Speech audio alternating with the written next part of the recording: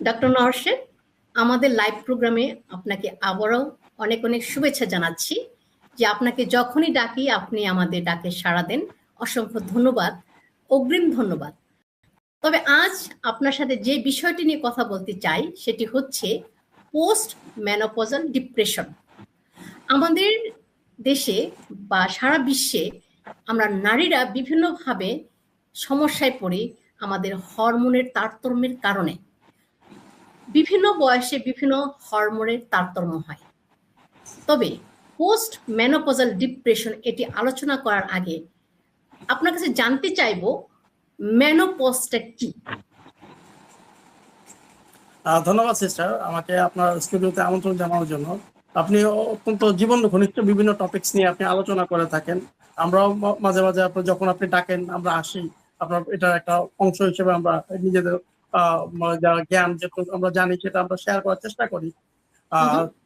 আমরা আলোচনার বিষয় হচ্ছে পোস্ট মেনোপজাল ডিপ্রেশন। তার আগে আমি একটু ব্যাখ্যা করতে চাই যে আসলে মেনোপজ জিনিসটা কি। মেনোপজ হচ্ছে প্রত্যেকটা নারীর জীবনে একটা অবশ্যম্ভাবী একটা পরিণতি। সেটা হচ্ছে তার যে মেনস্ট্রুয়াল সাইকেল অর্থাৎ মাসিক চক্র, সেই মাসিক চক্রটা যখন শেষ হয়ে যায় সেটাই, এবং এটা যদি অন্তত 1 বছর মানে টানা 12 মাস যদি সেটা বন্ধ থাকে তাহলে তাকে সেটাকে মেনোপজ হিসেবে ধরে নেওয়া হয়। অর্থাৎ বাংলা এটাকে কি বলে, রজনিবৃত্তি, এরকম একটা টার্ম বাংলায় আছে। তো এটা আর কি রজনিবৃত্তি। এই ক্ষেত্রে দেখা যায় যে মহিলাদের একটানা 1 বছর যদি বন্ধ থাকে, থাকার পরে তার এটা আমরা ডিক্লেয়ার করতে পারি যে আপনি মেনোপজে চলে গেছেন। এখন এটা হয় কি, মানে এখানে কিছু কিছু সিম্পটম হয় মহিলাদেরকে যেটা ওনারা ফেস করেন। সেটা প্রথম যেটা হয় হট ফ্লাশ। হট ফ্লাশ মানে হচ্ছে হঠাৎ করে প্রচন্ড গরম লাগা, এটা তার হয়। তারপরে দেখা যাবে তার শরীর প্রচন্ড ক্লান্তি লাগবে, শরীরে ব্যথা বেদনা এগুলো বেড়ে যায়। তারপর একটু মেজাজের উপর সেটা একটা এফেক্ট করে। দেখা যায় যে উনি খিটখিটে হয়ে যাচ্ছেন, বা একটু মনে হয় যে উনি মানে কি বলে ওনার মেজাজের উপর উনি নিয়ন্ত্রণ রাখতে পারছেন না, অল্পতেই উনি মেজাজ হারাচ্ছেন, এরকম সমস্যা হয়। এটার সাথে আরো কিছু সমস্যা হয়, যেরকম তার শারীরিক কিছু সমস্যা হয়, যেমন তার ব্লাড প্রেশারটা অনেক ক্ষেত্রে বেড়ে যায়। এটা এছাড়া হয় তার আপনার ফ্যামিলি লাইফ যেটা আর কি কি বলে মানে তার সেক্সুয়াল লাইফে তার আগ্রহটা কমে যায় সেখানে তার, এবং তার যে কি বলে সে তার মানে এই যে যোনিপথ যেটা সেটা একটা কি মানে শুষ্ক হয়ে যায়, ড্রাই হয়ে যায়। হ্যাঁ, এটা সমস্যা। এবং এক্ষেত্রে তার মানে এই ক্ষেত্রে তার সেক্সুয়াল ফাংশনে তার কোনো আগ্রহ থাকে না, বা প্রচন্ড পেইন হয় তার ওই সময়।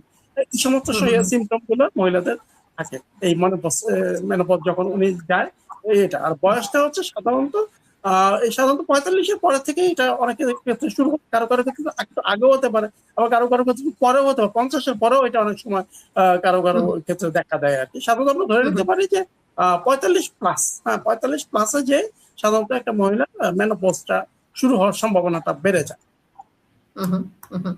হ্যাঁ, থ্যাংক ইউ ডক্টর। খুব সুন্দরভাবে আপনি উপস্থাপন করেছেন যে মেনোপজটা কি এবং কি কি লক্ষণ দেখলে বুঝতে পারবো যে নারীদের মধ্যে, বিশেষভাবে মধ্যবয়সী নারীদের মধ্যে মেনোপজটা হয়। এখন আমরা আসি আমাদের যে টপিকটা নিয়ে কথা বলতে চেয়েছি, যে পোস্ট মেনোপজাল ডিপ্রেশন। তাহলে এখন যদি বলি পোস্ট মেনোপজাল ডিপ্রেশন এটা কি, এটা নিয়ে যদি বলেন। এটা খুব চমৎকার একটা প্রশ্ন। আসলে পোস্ট মেনোপজাল ডিপ্রেশন, ডিপ্রেশন জিনিসটা কি? ডিপ্রেশন মানে হচ্ছে মানুষের কতগুলো সিমটম থাকে, যেরকম তার কাজে কর্মে আগ্রহ না পাওয়া, প্রচন্ড রকম নিজেকে হীনমন্য বোধ করা, তার কোনো কিছুতে উৎসাহ না পাওয়া। এই যে এরকম যে অসুবিধাগুলো আর কি, মানসিক যে সমস্যাগুলো, এগুলো যদি 2 সপ্তাহ বেশি যদি টানা পারসিস্ট করে, অর্থাৎ এক টানা তার 2 সপ্তাহ বেশি তার এই সমস্যাগুলো দেখা দিচ্ছে, সেক্ষেত্রে এটা হচ্ছে ডিপ্রেশন। এবং পোস্ট মেনোপজাল ডিপ্রেশন হচ্ছে মানে মেনোপজের পরে তার এই ধরনের যে সিমটম গুলো, ডিপ্রেশনের যে সিমটম গুলা, এগুলো যদি 2 সপ্তাহ বেশি যদি থাকে আর কি, সোজা বাংলা এটাই হচ্ছে মেনোপজাল ডিপ্রেশন। হ্যাঁ, চমৎকার বলেছেন ডক্টর। এই যে পোস্ট মেনোপজাল ডিপ্রেশন, এর কারণটা কি? এর পিছনে কোনো কারণ আছে নির্দিষ্ট কারণ সম্পর্কে যদি বলেন। হ্যাঁ, এটা আসলে যদি কেউ আগে থেকে যদি তার ডিপ্রেশনের সমস্যা থেকে থাকে, সেটা এই সময় এটা বেড়ে যাবে। হ্যাঁ, এটা তার অ্যাগ্রাভেট করবে, এটা একটা হতে পারে। আরেকটা হয় তার যে হরমোনাল যে চেঞ্জ গুলো হয়, হ্যাঁ চেঞ্জ গুলো হলে বিশেষ করে তার ইস্ট্রোজেন এবং প্রোস্টেরন হরমোন যখন কমে যায়, ইস্ট্রোজেনটা কিন্তু সরাসরি আমাদের যে সেরাটোনিন এবং ডোপামিন এটার উপরে এফেক্ট করে। এই দুইটা কিন্তু ওই যে মনের যে মানে ভালো লাগা বা এরকম যে বা মন মেজাজের উপরে যে কন্ট্রোল যেটা, সেটা কিন্তু এই দুইটা হরমোন কিন্তু এটার উপর দায়ী আর কি। মানে এটা এই দুইটা যদি ভালো থাকে তাহলে মন ভালো থাকে আর কি মানুষের। কিন্তু ইস্ট্রোজেন যখন কমে যায় তখন এই দুইটার উপর হ্যাম্পার করে এবং এই দুইটা হরমোন কমে যায়। কমে যাওয়ার কারণে কিন্তু তার এই যে সমস্যাটা দেখা দেয়। এবং এটা যদি 2 সপ্তাহ পারচেস করে সেটাই হচ্ছে ওই যে পোস্ট মেনোপজাল ডিপ্রেশন। এটা যে সবার ক্ষেত্রে হবে তা না, কারো কারো ক্ষেত্রে এটা খুব হয় না, কারো কারো ক্ষেত্রে এটা খুব বেশি হয়। হ্যাঁ, তাহলে আপনি বলছেন যে এস্ট্রোজেন যদি কমে যায় এই পোস্ট মেনোপজাল ডিপ্রেশন হতে পারে। এছাড়াও আপনি কি মনে করেন যারা যে সমস্ত নারীরা কোনো কাজের সাথে যুক্ত ছিলেন অবসরের ফলে কোনো ধরনের ডিপ্রেশন যেটা হয় সেটা এটার সাথে লিঙ্ক আছে? এটার সাথে তখনই আমরা লিঙ্ক করতে পারবো যখন উনি মেনোপজে চলে যাবেন। মেনোপজে যদি চলে যান তাহলে সেটাকে ইয়ে করা যাবে। আর যদি দেখা যায় না উনি মেনোপজে যান নাই, হ্যাঁ, কিন্তু অবসরে চলে গেছেন যে কোনো কারণে, কাজ ছেড়ে দিয়েছেন অথবা কাজ তার নেই, অথবা ওই প্রতিষ্ঠানের নিয়ম অনুযায়ী উনি অবসরে চলে গেছেন, মানে এটা আসলে মেনোপজ যদি না হয় তাহলে আমরা পোস্ট মেনোপজাল ডিপ্রেশন বলতে পারবো না। তবে হ্যাঁ, মানুষ যখন অবসরে চলে যায়, অবসরে যখন চলে যায় তখন এমনিতে তার একটা স্বাভাবিক যে জীবনযাত্রাটা ছিল সেটা কিছুটা তার হ্যাম্পার হয়। মানে সে আগে যে সময় মতো ঘুম থেকে উঠতো, সকালবেলা তার একটা তাড়া থাকতো যে অফিসে যেতে হবে, তার অফিসের যে কাজগুলো তাকে গুছাই নিতে হবে, এইটা যখন হয় না, হ্যাঁ, এবং অফিসে যাওয়াটা যখন তার বন্ধ হয়ে যায় এবং দেখা যায় যে তার প্রতি মাসে একটা টাকা ইনকাম আসতো, হ্যাঁ, এটা তার একটা স্যাটিসফ্যাকশন, একটা কারণ ছিল যে তার একটা টাকা আসতেছে। যখন অবসরে চলে যায় বা চাকরি যদি না থাকে, সেক্ষেত্রে তার একটা অনিশ্চয়তা যে আমার তো এখন ওই টাকাটা আসতেছে না, সে অনিশ্চয়তা বোধ থেকে তার একটা মন খারাপ বোধ বা কি বলে এটা বিষণ্ণতা বোধ তার হতে পারে এটা। চমৎকার, অনেক তথ্যবহুল আলোচনা। হ্যাঁ হ্যাঁ ডক্টর, আপনি যদি আমাদেরকে আরেকটু সাহায্য করতেন, সেটি হচ্ছে এই পোস্ট মেনোপজাল ডিপ্রেশন এটা কি অন্যান্য কোনো রোগের সাথে লিঙ্ক কিনা, বা এটা হলে অন্য কোনো রোগ হওয়ার ঝুঁকি আছে কিনা? যেমন আপনি যেহেতু ডায়াবেটিস স্পেশালিস্ট, ডায়াবেটিস বা হৃদরোগ এরকম কোনো ঝুঁকি আছে কিনা?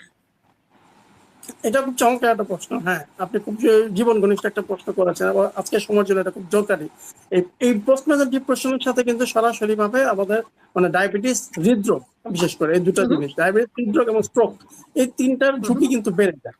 হ্যাঁ, যাদের যদি আগে থেকে ডায়াবেটিস না থাকে তার কিন্তু এই সময়ে তার ডায়াবেটিসটা হতে পারে, তার হার্টের প্রবলেম দেখা দিতে পারে। হার্টের জন্য যেটা ইস্ট্রোজেন যে হরমোনটা, এটা কিন্তু হার্টের রোগের জন্য আগে প্রিভেন্টিভ হিসেবে কাজ করতো মহিলাদের, কিন্তু যখন এই মেনোপজ যখন চলে যায় তখন কিন্তু ওই ইস্ট্রোজেনকে ওই পরিমাণ বডিতে পায় না।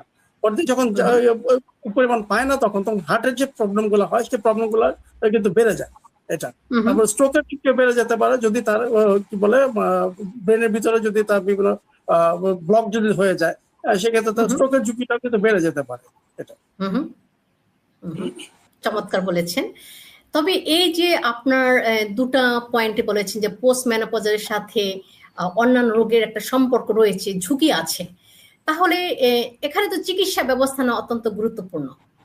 যেহেতু পোস্ট মেনোপজাল এটাও একটা হরমোন জনিত কারণে হয়, হরমোনের কোনো চিকিৎসা ব্যবস্থা আছে কিনা, বা এর ছাড়া অন্য কোনো চিকিৎসা ব্যবস্থা আছে কিনা? এক্ষেত্রে এটা একটা চিকিৎসা ব্যবস্থা আছে। চিকিৎসাটা হচ্ছে HRT, মানে হরমোন রিপ্লেস থেরাপি। এটা ওনাদেরকে দেওয়া যায়। হ্যাঁ, কিন্তু এটার আগে অবশ্যই ওনাদেরকে একটু কয়েকটা পরীক্ষা নিরীক্ষা করতে হবে, যেরকম তার ডায়াবেটিস আছে কিনা, ডায়াবেটিসের পরীক্ষা করতে হবে, তার এই যে হরমোন লেভেলের পরীক্ষাগুলো করতে হবে, তারপরে আপনার ইস্ট্রোজেনের পরীক্ষাটা তার করতে হবে, তারপরে তার আপনার লিভারের ফাংশন ঠিক আছে কিনা, লিভার ফাংশন টেস্টটা দেখতে হবে, তার কিডনি ঠিক আছে কিনা সেটা দেখতে হবে, এই থাইরয়েড প্রবলেম আছে কিনা সেটা দেখতে হবে। এই টেস্টগুলো করে এগুলো যদি ভালো থাকে তখন এই থেরাপিতে যাওয়া যায়। বা কারো যদি আগে থেকে এগুলো সমস্যা থেকে থাকে তাহলে আগে ওই সমস্যাগুলোকে দূর করে, ওই সমস্যাগুলোকে কন্ট্রোলে এনে তারপরে তাকে এই থেরাপিতে দেওয়া যাবে। তাহলে যে আপনি বলছেন যে হরমোনের জন্য হ্যাঁ অবশ্যই চিকিৎসা নিতে হবে, সে সাথে মানসিক যেহেতু ডিপ্রেশন জড়িত, এটার জন্য সাইকিয়াট্রিকের যে মেডিসিন, সাইকিয়াট্রিক হেল্প এবং কাউন্সিলিং সেবা দুটাই প্রয়োজন। তাহলে তার যে চিকিৎসা পদ্ধতিটা সেটা হবে হলিস্টিক, যেমন বডি, মাইন্ড, স্পিরিট, সামগ্রিকভাবে তাকে সুস্থতার জন্য কাজ করতে হবে। আচ্ছা ডক্টর, আমাদের সমাজকে সচেতন করার জন্য আপনি কি বার্তা দিতে চান, যেন নারীরা যখন পোস্ট ম্যানোপজাল ডিপ্রেশনে যায় কিভাবে পরিবার এবং সমাজ থেকে তারা সাহায্য পেতে পারে?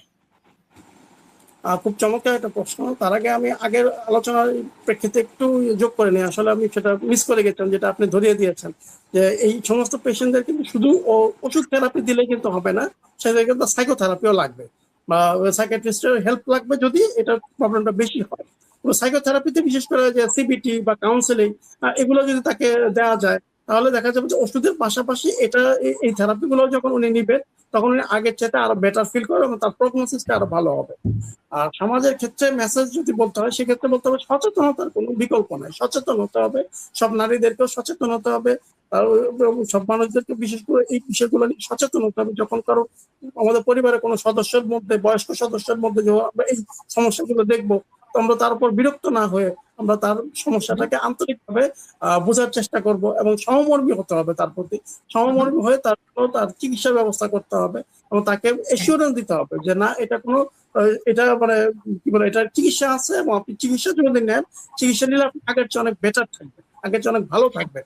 এই এসিউরিটিটা যদি উনি পায়, তাহলে উনি দেখা যাবে যে মানে এই সমস্যাটা থেকে দ্রুত উনি কাটিয়ে উঠতে পারবেন এবং উনিও স্বাভাবিক জীবনযাপন করতে পারবেন।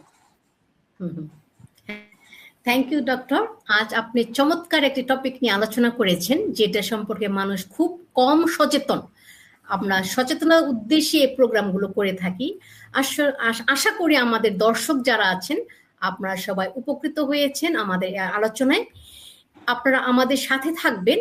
আপনার যদি এই ভিডিওটি বা এই লাইভটি উপকার করে থাকে, তাহলে লাইক, কমেন্ট এবং শেয়ার করে দেবেন, যেন অনেক মানুষ উপকৃত হয়। ডক্টর, আপনাকে অসংখ্য ধন্যবাদ আমাদের এই হিলিং হার্টের সাথে থাকার জন্য। আপনাকে অসংখ্য ধন্যবাদ।